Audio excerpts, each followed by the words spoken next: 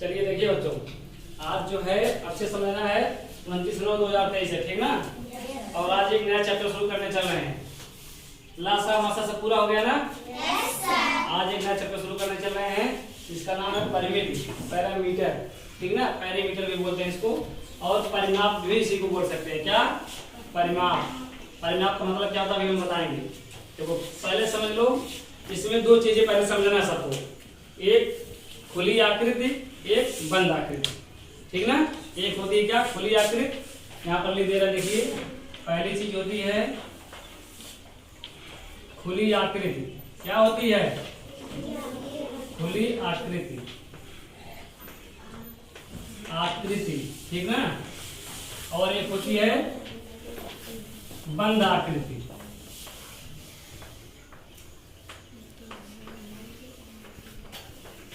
पहले दो चीज समझ लीजिए, उसके बाद परिमाप।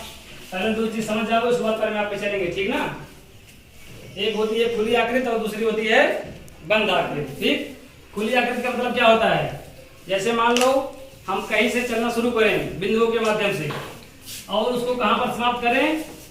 अलग बिंदु पर, अलग जगह पर समाप्त करें, तो क्या हो जाएगा? खुली आकृति। जैसे मान लो मैंने शुरू किया यहाँ से, ठीक, यहाँ से शुरू किया चलना, यहाँ गए, यहाँ से यहाँ गए, यहाँ से यहाँ आए, यहीं पर रुक गए, तो क्या हो गया? खुली आकृति। दिख रही ना, खुला वो खुद ही दिख रहा है, तो क्या हो गया? खुली आकृति। और मान लो मैंने शुरू किया ऐसे, यहाँ शुरू किया, यहाँ गए, यहाँ गए, यहाँ आए, यहाँ से मैंने शुरू किया था, यहाँ पर आए, ठीक। या फिर यहाँ से मान लो यहाँ से आगे भी बढ़ गए, मैं यहाँ पर गया, तो ये भी क्या हो गया? खुली आकृति हो गया। बंद है आकृति? नहीं बंद है। अगर यही जो है इधर जाता तो बंद हो सकता था, लेकिन हम इधर चले जाए तो क्या हो गया? ये खुली आकृति हो गया। तो खुली आकृति का मतलब सब लोग समझ गए? मतलब जहां से शुरू करे वहां पर समाप्त ना हो, तो क्या हो जाएगा? खुली आकृति। और बंद आकृति, मान लो मैं यहाँ से चलना शुरू किया, यहाँ गए, यहाँ से यहाँ पहुंचे, ठीक, यहाँ से यहाँ पहुंचे, यहाँ से यहाँ पहुंचे, फिर यहाँ से यहाँ पहुंच गए। इसका मतलब क्या हुआ? हमने ये बंद आकृति बन गई। कैसे? क्योंकि हमने जहां से बिंदुओं के माध्यम से चलना शुरू किया था, वहीं पर आकर हम फिर पहुंच गए, रुक गए, वहीं पर आकर मैंने समाप्त किया, तो क्या हो गया? बंद आकृति हो गया, ठीक ना। और देखने से ही पता चल रहा है, देखो पूरी तरह से क्लोज है, बंद है ना, तो क्या हो गया? बंद आकृति, ठीक ना। या मान लो हमने यहाँ से शुरू किया, यहाँ गए, यहाँ से यहाँ गए, यहाँ गए, यहाँ गए, यहाँ गए, फिर यहाँ से फिर यहीं पर आ गए, चाहे जैसे होकर के मैंने जहां से शुरू किया था वहीं पर फिर आ गए, तो क्या हो जाएगा? बंद आकृति, ठीक ना। समझ गए? तो खुली आकृति, बंद आकृति सब लोग समझ गए? दो चीज समझ गए। अब तीसरी चीज समझना है, जो टॉपिक है परिमित मतलब परिमाप। परिमाप क्या होता है पहले इसमें समझ लो। क्या लिखना है, क्या जानना है? परिमाप। अच्छे से समझना क्या बता रहे हैं। परिमाप। देखो परिमाप, देखो नाम से ही क्लियर है। नाम में क्या है? परिमाप। परिमाप, परि मतलब होता है चारों ओर, परि मतलब चारों ओर, माप मतलब दूरी मापना, मतलब चारों ओर की दूरी पूरा माप लो, वही क्या हो गया? परिमाप हो गया। चारों तरफ की दूरी परिमाप हो गया। जैसे मान लो हम आयत की बात करेंगे, अभी आगे चल के बताएंगे, आयत बताएंगे, त्रिभुज बताएंगे, सारी चीज बताएंगे। तो मान लो जैसे मैं आयत की बात करूं, आयत कैसे बनता है? देखो ऐसे बनता है, इधर देखो सब लोग अच्छे से, ये हो गया आयत। आयत की क्या खासियत होती है? इसकी आमने सामने की भुजा बराबर होती है, मतलब ये भुजा इसके बराबर होगी, ये भुजा इसके बराबर होगी, ठीक ना। मतलब ये भुजा इसके बराबर होगी और ये भुजा इसके बराबर होगी, मतलब आमने सामने की भुजा बराबर होती है, क्या कहलाती है? आयत कहलाती है, ठीक ना।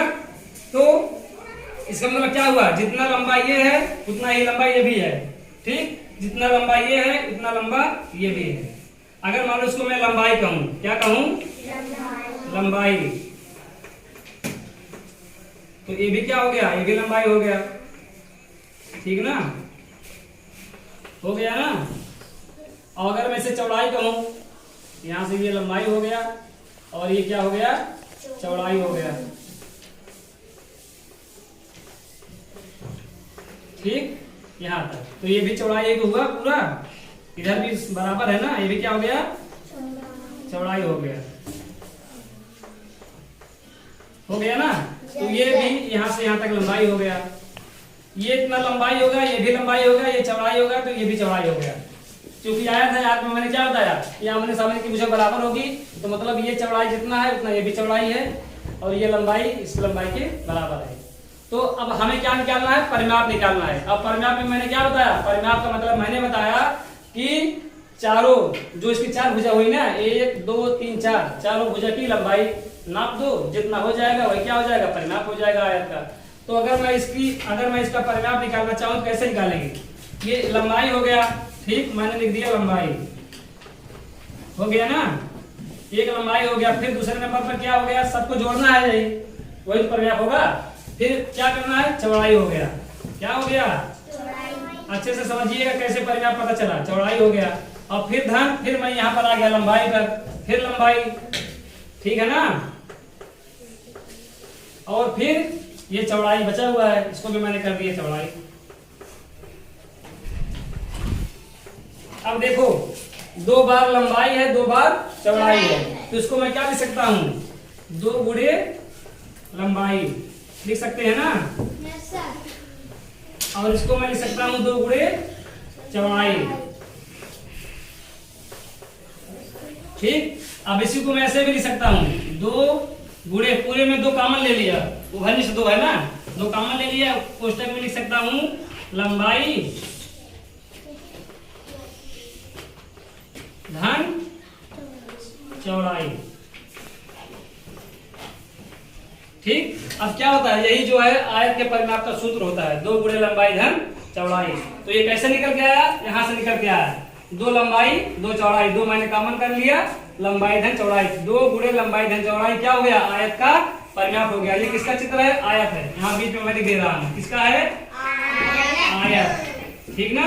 तो आयत का परिमाप क्या हो गया, 2 गुणे लंबाई धन चौड़ाई। तो सबको इतनी सारी चीज समझ में आ गई।